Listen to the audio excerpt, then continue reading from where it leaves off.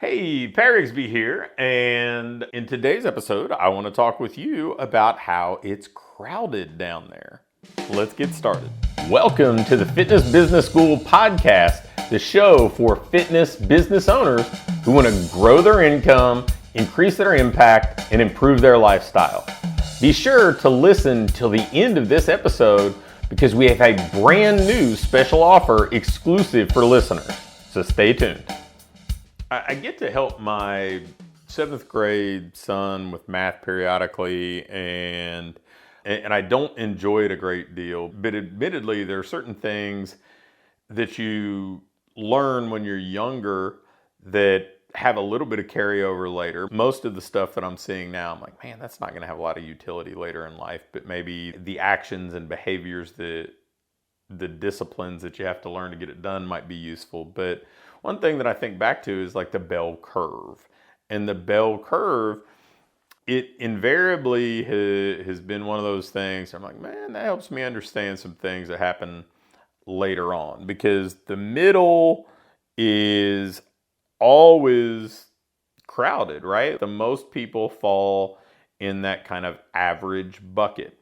When somebody tells me, man, there's so much competition, or my business is kind of struggling, or whatever else, most of the time, if somebody's struggling and they're actually putting in the effort, it usually comes down to they've picked a market that they just, they're fighting an uphill battle ever breaking through and connecting with that market. They've picked something that those people are hard to find, or they're not really looking for the solution that the person's providing. Or that's one side, and that's a smaller piece of it. But the more common ones, that kind of middle section of the bell curve, and it's just jumping into the most common, busy, competitive, crowded space in the market. That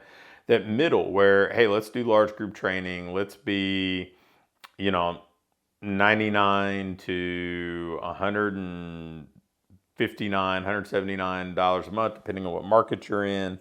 Let's, be kind of indistinguishable from the F-45s and the burn boot camps and those types of people, other than the fact that they spend more on marketing and have maybe more brand awareness, so you are kind of considered downstream from them.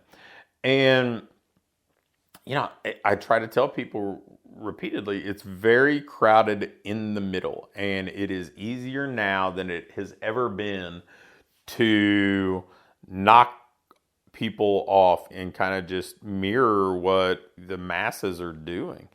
I had a conversation with somebody the other day about my time as a college baseball coach, and we did a number of things that were relatively uncommon in that era, like very aggressive with strength and conditioning, did a lot of kind of player development stuff that all of it would feel very common now. And it wasn't that nobody else was doing it, it's just it was rare, and there wasn't Instagram or Twitter where everybody shared ideas and everybody disseminated information so regularly. Like I've said repeatedly, I am quite sure I would not do nearly as well now, because the ways that I would have gone about gaining a competitive advantage, they wouldn't have been as easy. I had no problem being different back then, but staying different is harder now because people are quick to kind of borrow what you're doing. And if you're in the large group training market, it's very common.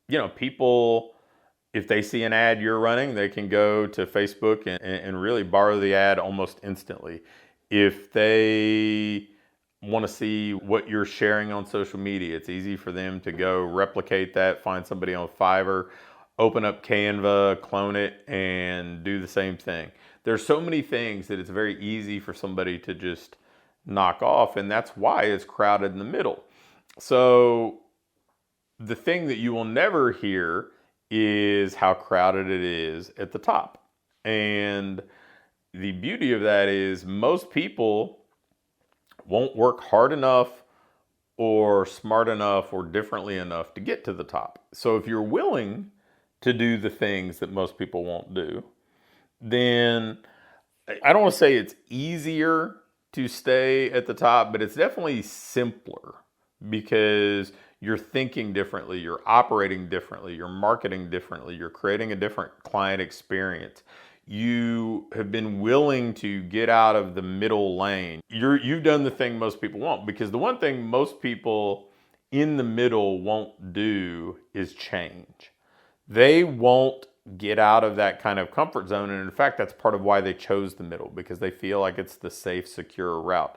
It's common and everybody does it, so I'm going to do it. The pricing, I'm afraid to get outside of the norm with pricing, whether you're higher or lower.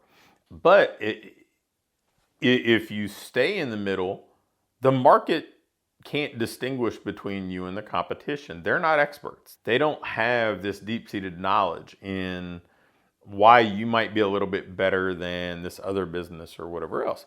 But if you're willing to change and get out of that kind of middle lane, if you will, and operate differently, they're not going to be as likely to follow you, because that's a big change. It's not as simple as, oh, wait a minute, I can just go borrow F45's ads or Burn Boot Camp's ads or Fit Body's ads or whatever. No, this is, oh, I'm reinventing my business model. I'm totally transforming my client experience. I'm getting outside of this kind of comfortable little window of pricing. I'm going to position myself differently and try to market to a different audience, a different crowd. It is easier to be proactive and to stand out once you break free from this kind of one size fits all, do exactly what everybody else does. And I would tell you that if I look at my business history, the ways that I've done well, the decisions that I have made, the things that have led to most success, have always been when I've avoided the middle, when I've done things differently, when I've been willing to change, when I've been willing to look a little different, operate a little differently.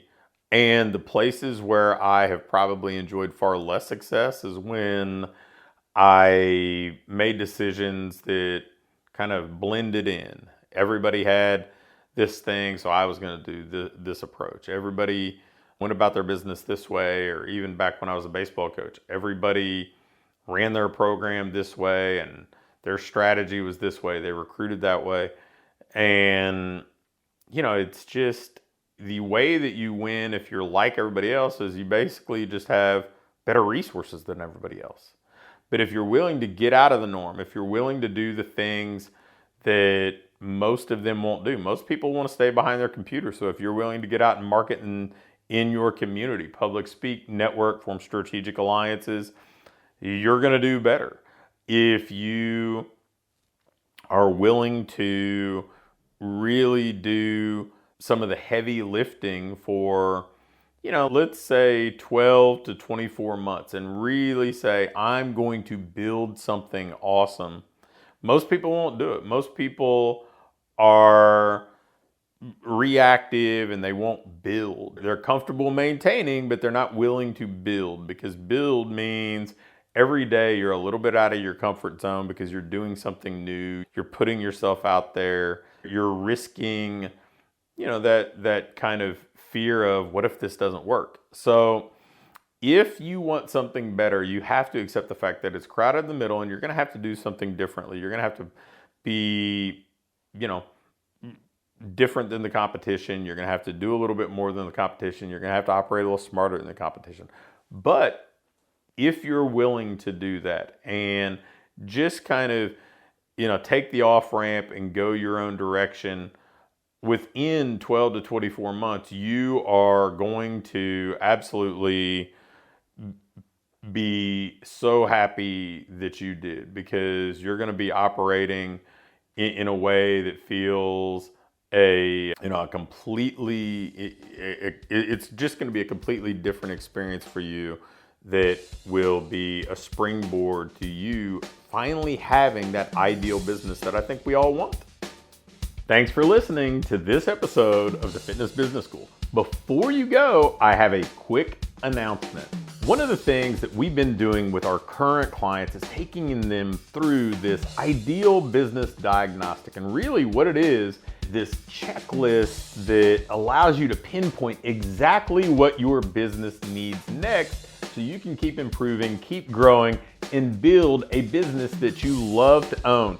One that pays you well, one that allows you to have the impact you want to have, and one that allows you to have a lifestyle that you truly enjoy. In this diagnostic, we walk through everything and we do an evaluation and can instantly pinpoint what you need to do next to build that business that you want. I'm going to extend this opportunity to get on with either me or my team and take you through this evaluation and fix your business's most vital needs fast. So if we take you through this, you're going to be able to make those vital changes that you need to finally have what I call your ideal business. If you'd be interested in going through this entirely free, risk-free diagnostic with us and learn what you already have in place, what you're doing well, and where your greatest opportunities for rapid improvement are, just shoot me an email with diagnostic in the subject line to pat@patrigsby.com. Again, an email to pat@patrigsby.com with diagnostic in the subject line will get you scheduled and take you through this evaluation to help you build the business you want.